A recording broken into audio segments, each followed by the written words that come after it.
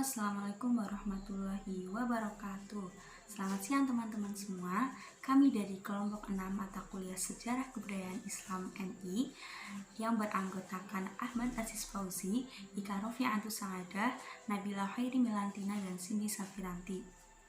Kami dari kelompok 6 akan mempresentasikan hasil diskusi kami dengan judul Peristiwa Hijrah Nabi Muhammad SAW dengan membahas 4 tema, yaitu yang pertama, latar belakang hijrah Nabi Muhammad SAW, yang kedua, tujuan Nabi hijrah ke Madinah, yang ketiga, perjalanan hijrah Nabi Muhammad SAW, dan yang terakhir ada proses masuknya Islam ke Madinah dan membangun masyarakat Islam di Madinah.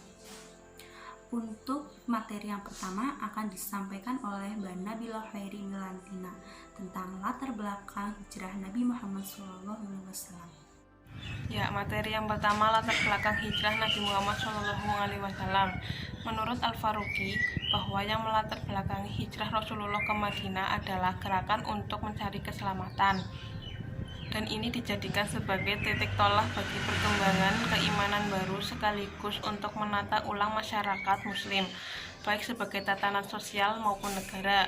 Hal tersebut dipertegas oleh Abdullah Al-Khatib bahwa hijrah selain penghindaran dari fitnah dan cobaan, juga untuk menjalin ikatan yang kuat, menghimpun kekuatan, memperoleh daerah strategis untuk membentuk suatu kekuatan politik.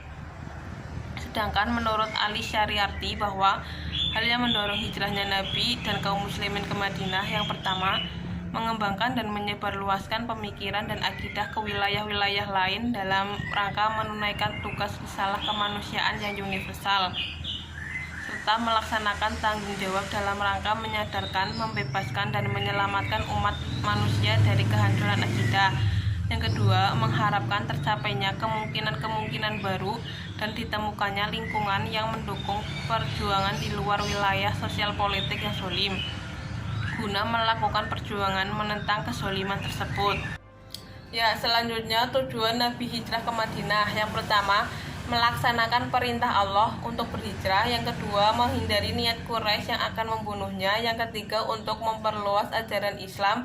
Yang keempat, menghindari intimidasi terhadap kaum muslimin yang dilakukan oleh kaum Quraisy. Yang kelima, melakukan perbaikan di lingkungan yang korup dan memerangi sistem-sistem politik, ekonomi, dan sosial yang zalim yang saat itu mendominasi masyarakat dunia. Dan yang terakhir, menyampaikan pesan-pesan kebebasan, kesadaran, dan kebahagiaan segenap hati dan jiwa. Yang selanjutnya adalah perjalanan hijrah Nabi Muhammad SAW. Nabi hijrah pada tanggal 16 Juli 622 Masehi atau 2 Rabiul Awal tahun 1 Hijriah. Perjalanan Nabi dari Mekah ke Madinah dengan menggunakan cara atau metode yang sesuai dengan ajaran Islam, yaitu berangkat pada malam hari dengan tujuan menghindari kaum Quraisy yang tidak simpati dengan beliau agar tidak mengganggu perjalanan Nabi dalam berhijrah. Kemudian Nabi Muhammad hijrah bersama sahabatnya yaitu Abu Bakar As-Siddiq pada malam hari. Sebelum keberangkatan, Nabi Muhammad memerintahkan kepada Ali bin Abi Thalib untuk tidur di tempat beliau dengan tujuan agar kaum Quraisy mengira bahwa Ali adalah Nabi Muhammad. Setelah beberapa saat, kaum Quraisy pun datang dan mengepung rumah Nabi Muhammad. Kemudian Nabi keluar dan menaburkan debu di atas kepala kaum Quraisy. Dengan bersamaan itu juga Allah Subhanahu wa taala mengalihkan penglihatan kaum Quraisy agar tidak melihat kepergian Nabi dan Abu Bakar As-Siddiq. Setelah kurang lebih 5 mil perjalanan, Nabi dan Abu Bakar sampai di gua yang bernama Gua Sur. Setelah kaum Quraisy menyadari bahwa Nabi telah melakukan perjalanan hijrahnya, mereka segera mungkin untuk mengirimkan pasukan ke segala penjuru. Kemudian mereka sampai di Gua Sur juga. Dengan adanya Nabi dan Abu Bakar di dalam gua tersebut, di saat itulah Abu Bakar mengkhawatirkan keselamatan Nabi Muhammad. Tapi anehnya, kaum Quraisy tidak melihat keberadaan Nabi dan Abu Bakar. Setelah 3 hari di dalam gua, Nabi dan Abu Bakar keluar dari dalam gua sur tersebut dan bertemu dengan Abdullah ibnu Uraiqot. Abdullah membawa 2 ekor unta untuk Nabi dan Abu Bakar guna perjalanannya untuk menyusuri pantai Laut Merah. Sore di hari kedua, Nabi dan Abu Bakar melintasi kemah yang di dalamnya ada seorang perempuan yang bernama Ummu Ma'bad. Nabi dan Abu Bakar meminta makanan dan minuman kepada perempuan tersebut. Tapi perempuan tersebut hanya membawa seekor kambing yang tidak bisa kembali ke tempat pengembalaannya. Bahkan kambing tersebut pun tidak memiliki 1 tetes susu sekalipun. Kemudian Nabi Muhammad datang dan menghampiri kambing tersebut, kemudian mengelus dan memerah susu kambing tersebut. Setelah beberapa saat, susu keluar dan memenuhi 1 wadah besar. Sebelum memasuki Madinah, Nabi Muhammad dan Abu Bakar singgah di Quba dan mendirikan sebuah masjid yang sekarang dikenal dengan Masjid Quba. Pada hari kelima, tepatnya pada Jumat 16 Rabiul Awal, tepat dengan tanggal 2 Juli 622 Masehi, Nabi beserta rombongan disambut meriah oleh penduduk Madinah. Selanjutnya saya akan menjelaskan materi terakhir, yaitu materi masuknya Islam di Madinah, membangun masyarakat Islam di Madinah.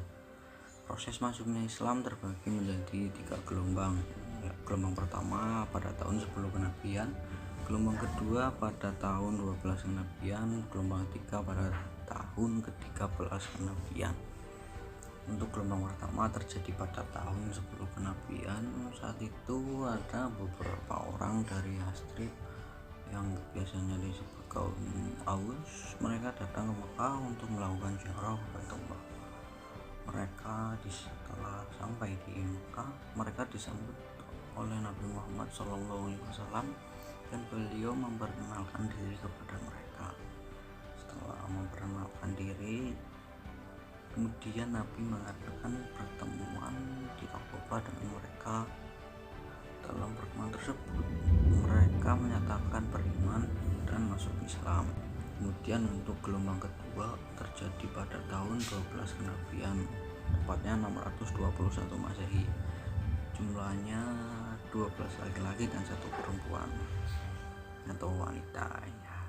Saat itu mereka mengadakan pertemuan dan membuat perjanjian dengan Rasulullah SAW yang dikenal dengan perjanjian Aqabah pertama. Perjanjian ini di dalam sejarah Islam juga terkenal dengan sebutan perjanjian wanita, karena ada seorang wanita bersama Arfa bin Abid bin Sababa ikut dalam perjanjian tersebut, sehingga perjanjian itu disebut perjanjian wanita. Kemudian yang ketiga, gelombang ketiga pada tahun 13 kenabian, tepatnya 622, sebanyak 73 penduduk Yathrib berkunjung ke Mekah dan mengajukan permohonan kepada Nabi Muhammad agar beliau hijrah ke Yathrib. Perjanjian ini terkenal dengan perjanjian Aqabah kedua. Mereka berjanji kepada Nabi akan patuh dan setia kepada beliau, akan konsisten membela Nabi dengan segenap kemampuan mereka, baik harta, benda, bahkan nyawa pun. Mungkin itu yang dapat saya sampaikan. Sekian, terima kasih.